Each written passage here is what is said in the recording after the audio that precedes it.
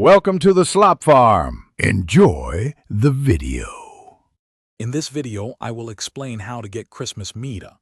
Christmas Mita is a wonderful community initiative designed to bring joy and practical support to families during the holiday season.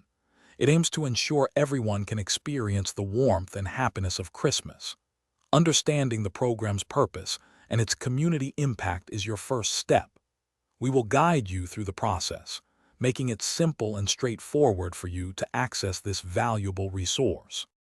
To be eligible for Christmas Mita, you will typically need to demonstrate residency within the service area. This often requires providing a utility bill or a lease agreement. Additionally, prepare documents proving your household income, such as recent pay stubs or benefit statements. If applying for your family, birth certificates or school enrollment records for dependent children are usually necessary. Having these documents ready saves a lot of time during the application process. The application process usually begins online through a dedicated website or at specific community centers. Carefully read all instructions and fill in every required field with accurate information. Double-check for any errors or missing details, as this can delay your application. Once completed, submit your application.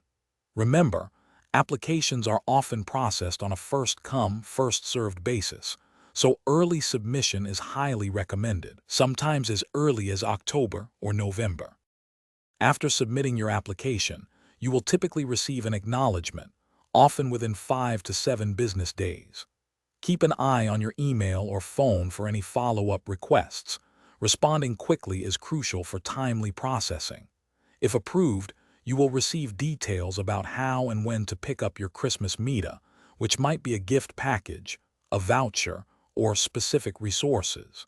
Distribution usually occurs in the first 2 weeks of December, often at designated community hubs. Thanks for watching. Consider subscribing if we helped you today.